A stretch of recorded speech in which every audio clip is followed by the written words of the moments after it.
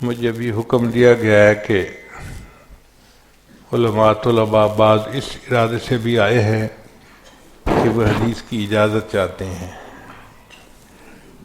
بھئی سچی بات تو یہ ہے کہ میں حدیث مبارکہ کی اجازت دینے کا اہل نہیں ہوں، اپنی نااہلی کا پہلے ہی اقرار کر لیتا ہوں،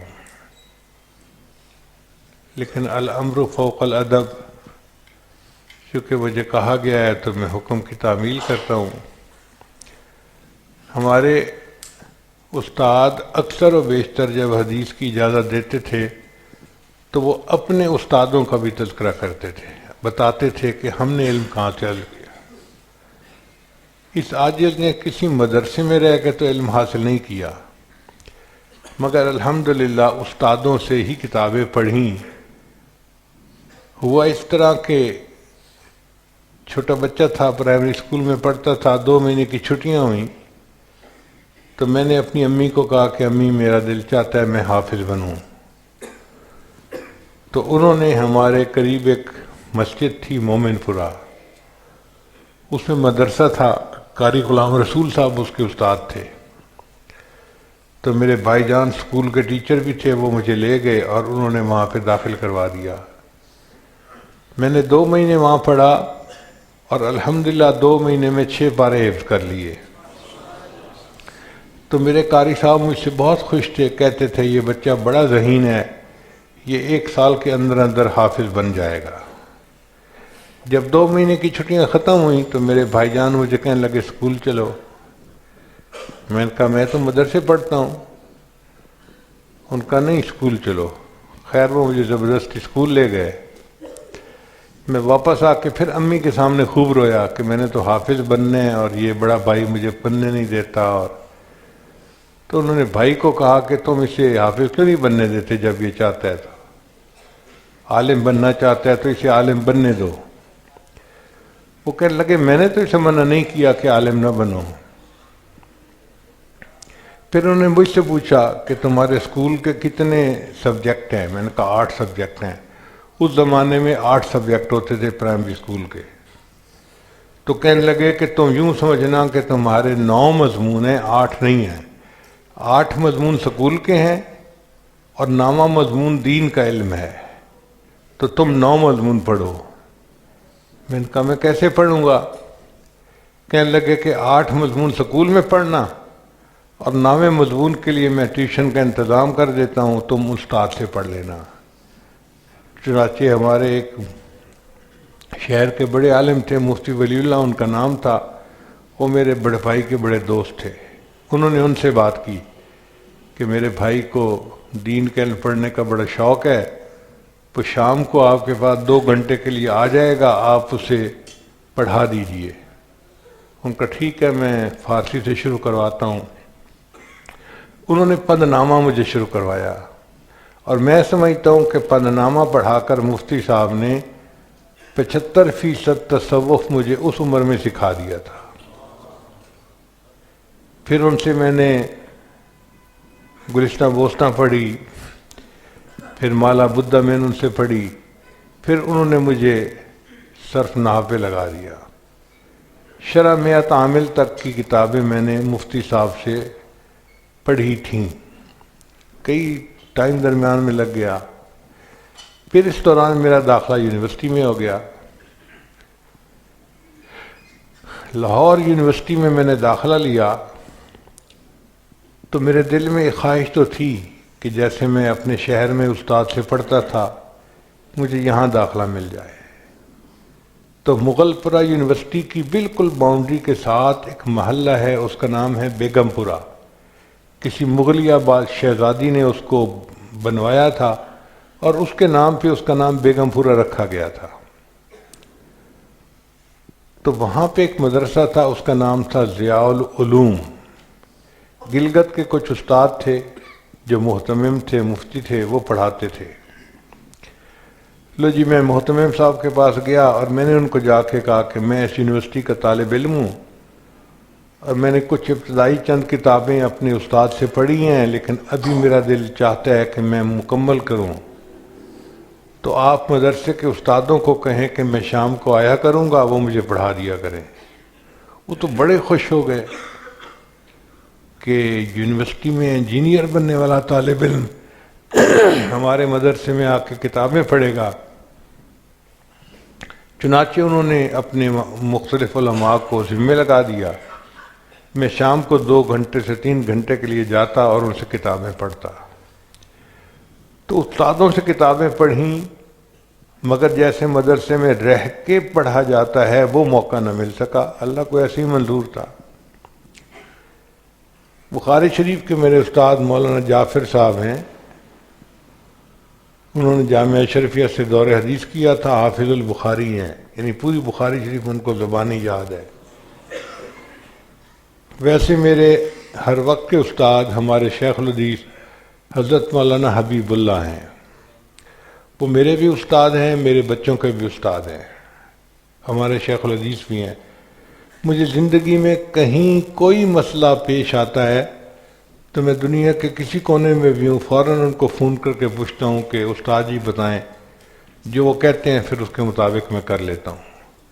حتیٰ کہ کوئی تقریر تیار کرنی ہوتی ہے تو میں پہلے تقریر لکھتا ہوں، ان کو دکھاتا ہوں، وہ پھر اس میں جو ترمیم تنسیخ کر دیتے ہیں اس کے حساب سے پھر میں بعد میں بیان کرتا ہوں۔ مجھے تسلی رہتی ہے کہ جو بات میں کر رہا ہوں تو یہ علماء کی تائید رکھتی ہے۔ البتہ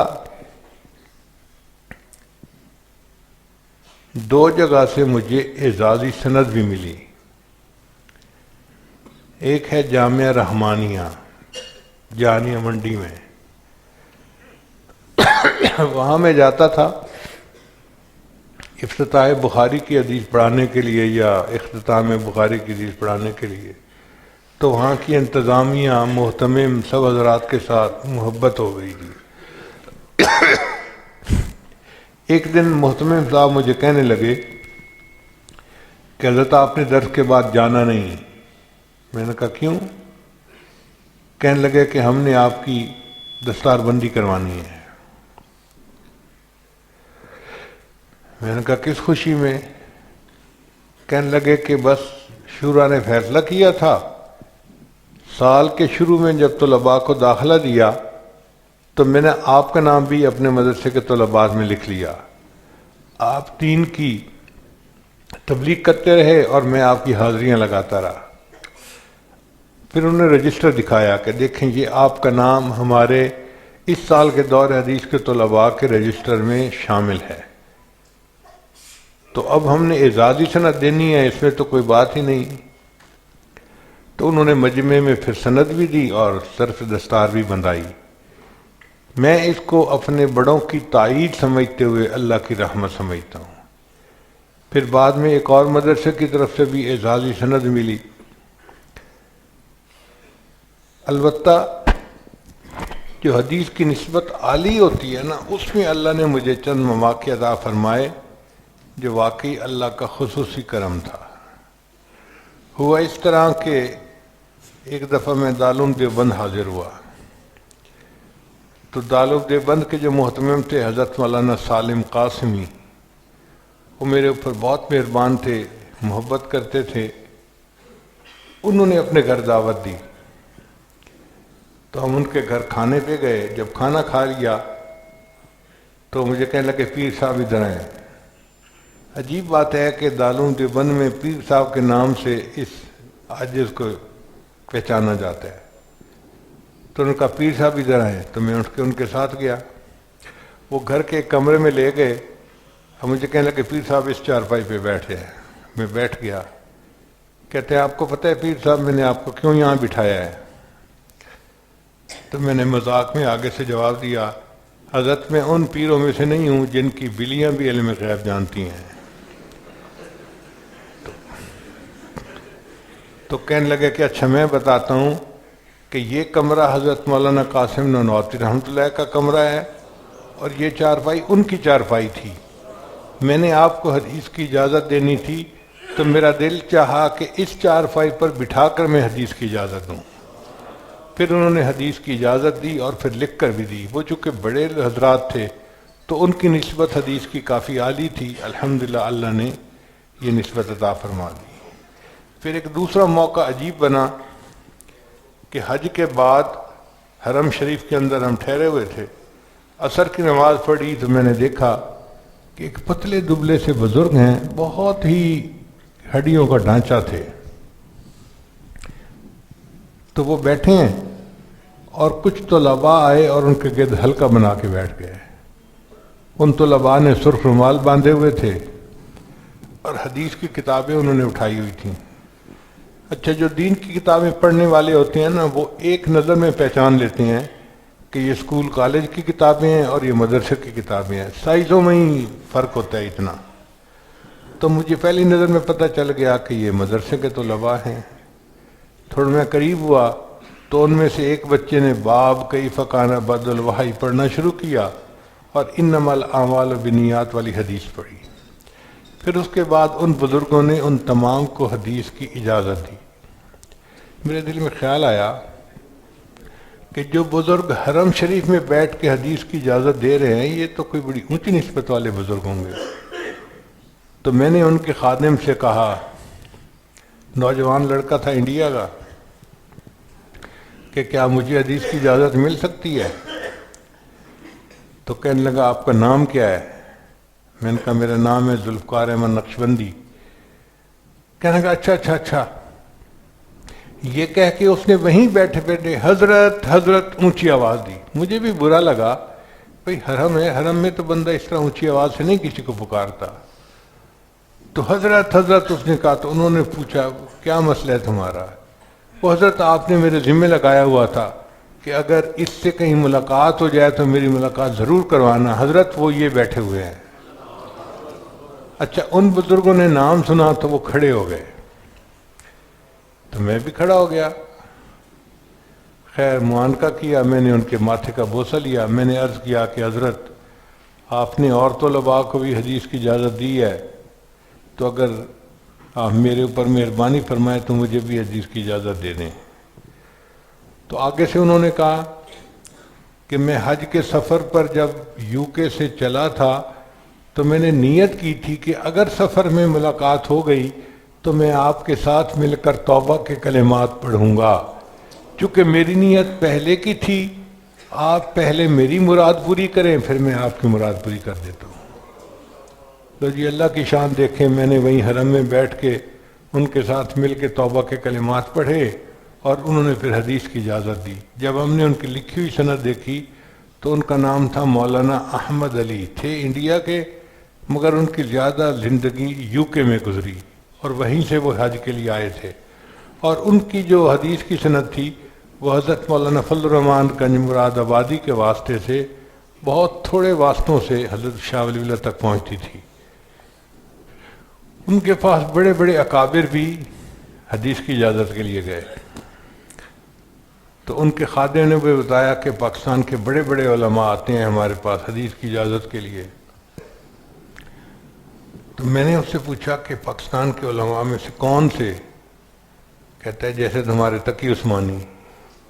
تو میں نے شیخ الاسلام حضرت مولانا تقی عثمانی کا نام سنا تو میرا دل تو بہت ہی خوش ہو گیا کہ جب ہمارے سروں کے تاج بھی وہاں جا کر حدیث کی اجازت لے رہے ہیں تو اس کا مطلب ہے کہ ان کی واقعی سند بہت عالی ہوگی۔ پھر ایک تیسرا موقع اللہ نے اور بنا دیا کہ ایک بزرگ گزرے ہیں علامہ زاہد القوسری، یہ علماء احناف کے وکیل سمجھے جاتے ہیں۔ عرب لوگ بھی ان کے علم کے معترف ہیں، بڑے عالم بزرگ تھے، ان کی خدمات بہت ہیں، بہت کتابیں ہیں اور ان کے شاگرد بھی بہت ہیں۔ اور ان سے جو آگے ان کے شاگرد تھے وہ بھی دنیا کے بڑے بڑے محدثین بنے۔ تو ہم لوگ ترکی میں تھے، استنبول میں، مجھے کسی نے بتایا کہ جی علامہ زاہد القوسری کے جو آخری شاگرد ہیں نا تو وہ اس وقت استنبول میں ہیں مگر بیمار ہیں۔ حکومت نے لوگوں کے ملنے پر پابندی لگوا دی ہے، یعنی ترکی حکومت نے یہ فیصلہ کیا ہے کہ یہ نابغہ اثر ہستی ہیں، لہذا ان کی جان کی حفاظت کرنا حکومت کی ذمہ داری ہے۔ تو حکومت نے 5-7 ڈاکٹروں کو متعین کیا ہوا ہے، وہ ہر وقت ان کے ساتھ رہتے ہیں اور ان کی صحت کا بہت خیال رکھتے ہیں، اور مجمع کو نہیں ملنے دیتے کہ کسی سے بیکٹیریا، وائرس، یہ وہ ٹرانسفر ہو جائے گا اور اتنی قیمتی جان ضائع ہو جائے گی۔ تو وہ اپنی نمازیں تو گھر میں جماعت کے ساتھ پڑھ لیتے ہیں، البتہ جمعہ کی نماز مسجد میں پڑھتے ہیں۔ لو جی 2 دن باقی تھے، وہ 2 دن ہم نے خوب اللہ سے دعائیں مانگی کہ اللہ وہ آئیں مسجد میں اور ہمیں موقع مل جائے اور ہمیں حدیث کی اجازت مل جائے ہم سے۔ خیر جمعہ کے دن وہ آئے تو ہمیں پتہ چلا کہ حکومت نے مسجد میں ان کے لیے ایک شیشے کا کمرہ بنایا ہوا تھا، جس سے اتصال صف تو ہو جاتی تھی، لوگ انہیں دور سے دیکھ بھی سکتے تھے لیکن مل نہیں سکتے تھے، ملنے پہ پابندی تھی۔ چنانچہ جب انہوں نے نماز پڑھ لی تو ان کا خادم جو تھا وہ اس شیشے کے کمرے سے باہر نکلا، تو میں ذرا آگے ہوا، میں نے اس کو کہا کہ بھائی میں حضرت کی زیارت کے لیے آیا ہوں پاکستان سے۔ تو اس نے پوچھا آپ کا نام کیا ہے؟ میں نے کہا جی میرا نام ذوالفقار احمد نقشبندی۔ تو اس کو نہیں پہچان تھی۔ اس نے اندر جا کے کہا جی کہ پاکستان سے ایک عالم ذوالفقار احمد نقشبندی آئے ہوئے ہیں۔ اللہ کی شان دیکھیں کہ حضرت نے نام کہیں سنا ہوا تھا۔ تو وہ تو کھڑے ہو گئے، کہنے لگے کہ مجھے ان سے ملنا ہے۔ اب باہر سے میں اندر جانے کی کوشش کر رہا ہوں کمرے میں، تو دروازے کے اوپر 2 دکتور کھڑے تھے۔ ایک نے ان کو کہا جی کہ آپ ان سے نہیں مل سکتے۔ ان کا کیوں؟ کہ جی یہ پاکستان سے آئے ہیں اور پاکستان میں تو ہائیجینک کنڈیشن بہت خراب ہے، پتہ نہیں کیا بیکٹیریا اور کیا وائرس لے کے یہ بندہ وہاں سے آیا ہوگا، تو ہم تو یہ بھی نہیں اجازت دیتے کہ یہ آپ سے مصافحہ کرے یا آپ اس سے مصافحہ کریں۔ لو جی یہاں میں کھڑا ہوں، یہاں 2 دکتور کھڑے ہیں اور ادھر وہ کھڑے ہیں۔ تو دکتور نے منع کر دیا جی کہ آپ ان سے نہیں مل سکتے۔ اب میں دل میں دعائیں مانگ رہا ہوں کہ اللہ مہربانی فرما کوئی ملاقات کی صورت مل جائے۔ انہوں نے پھر اس دکتور سے کویسچن کیا کہ تم مجھے کیوں روک رہے ہو؟ اس نے کہا جی کہ ہم ڈیوٹی باؤنڈ ہیں حکومت کی طرف سے آپ کو بیماریوں سے بچانے کی ہر احتیاط کرنے کے لیے۔ تو انہوں نے اس کو کہا کہ اچھا اگر مجھے ان سے ملنے پر کل کی جگہ آج موت آتی ہے نا تو میں مرنے کے لیے تیار ہوں۔ ایسا انہوں نے جواب دیا کہ وہ دکتور خاموش ہو گیا اور وہ آگے بڑھے۔ میں نے بھی دور سے ان سے مصافحہ کیا اور پھر ان سے یہی کہا کہ حضرت میں آیا تھا حدیث کی اجازت کے لیے، اگر آپ اجازت، تو انہوں نے حدیث کی اجازت آپ فرمائی۔ پھر انہوں نے لکھی ہوئی کتاب بھی دی۔ اس کتاب کو جب ہم نے دیکھا تو واقعی علامہ زاہد الکوثری کے واسطے سے وہ حدیث کی سند بہت عالی تھی، جو بہت کم لوگوں کو اس وقت حاصل ہے۔ پھر ایک چوتھی سند، اس کا بھی اللہ نے عجیب سبب بنایا کہ 3 سال پہلے ازبکستان کی حکومت نے پوری دنیا کے مشائخ کو دعوت دے کے بلایا۔ پاکستان سے اس نے ہمیں بھی دعوت دی، تو ہم نے کہا ٹھیک ہے جائیں گے۔ میں اپنے بچوں کو بھی لے کے گیا کہ میں ان کو سمرقند بخارا دکھاؤں گا اپنے بڑوں کے مقامات پر۔ ہم بخارا میں ہوٹل کے اندر بیٹھے ہوئے تھے تو ایک بندہ مجھے ملنے کے لیے آیا جو بخارا کا عالم تھا۔ مجھے کہنے لگا کہ شیخ ایک شام کے عالم ہیں جن کی حدیث کی سند بہت عالی ہے، اور بخارا کے جتنے علماء ہیں سب ان کے کمرے میں جا رہے ہیں اپنی حدیث کی اجازت کو عالی کرنے کے لیے، اور رش لگا ہوا ہے۔ تو میں نے کہا یار اگر اتنے بڑے عالم ہیں اور اتنی اونچی ان کی حدیث کی نسبت ہے تو ہم بھی چلتے ہیں، ہم بھی جا کے ان کو ملتے ہیں۔ جب میں نے یہ کہا تو ہمارے ایک دوست ہیں مصطفیٰ کمال صاحب، کہنے لگے حضرت آپ کو جانے کی ضرورت نہیں ہے۔ میں نے کہا کیوں؟ کہنے لگا عصر کی نماز میں نے پڑھی تھی تو اس عالم نے بھی میرے ساتھ نماز جماعت سے پڑھی تھی۔ پھر نماز پڑھنے کے بعد اس نے میری طرف دیکھا تو مجھے کہا کہ تمہاری بیعت کس سے ہے؟ تو میں نے آپ کا نام لیا تو وہ کہنے لگے کہ ہاں میرا بھی بڑا دل چاہتا ہے کہ میں ان سے ملوں، اگر کسی وقت حضرت فارغ ہوں تو مجھے فون کر دینا، میں 10 منٹ میں ان کے کمرے میں پہنچ جاؤں گا۔ تو حضرت جانے کی کیا ضرورت ہے، وہ خود 10 منٹ میں یہاں آ جائیں گے۔ میں نے کہا بھی صحیح، دیکھو بھائی طلب ہمیں ہے، ہم نے حدیث کی اجازت لینی ہے، تو مجھے اچھا نہیں لگ رہا کہ ہم نہ جائیں وہ آئیں۔ اس نے کہا جی جانے کا کیا فائدہ جب وہ خود آنے کو تیار ہیں۔ میں خاموش ہو گیا۔ اس نے وہیں بیٹھے بیٹھے کال کی، اللہ کی شان 5-6 منٹ میں جی وہ ہمارے کمرے میں آ گئے۔ ان سے میں نے یہی کویسچن کیا کہ جی آپ کی حدیث کی سند اتنی عالی کیسے ہے؟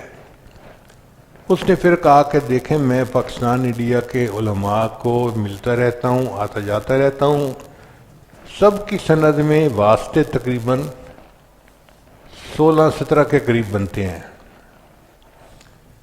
یعنی بندہ 16واں یا 17واں واسطہ بنتا ہے خود، لیکن جو میری حدیث کی نسبت ہے اس میں 14واں واسطہ بنتا ہوں۔ حدیث کی نسبت بہت عالی ہے، اور دنیا میں جتنے لوگوں کو یہ نسبت حاصل تھی وہ شام کے حالات کی وجہ سے سب شہید ہو گئے، چلے گئے۔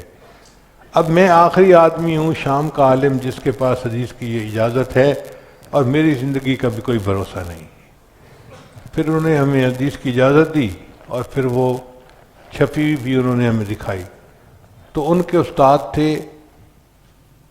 ڈاکٹر عبداللطیف فرفور۔ مفتی حضرات جنہوں نے ہدایہ پہ کام کیا ہوتا ہے وہ اس شخصیت کے کام کو بہت اچھی طرح سمجھتے ہیں۔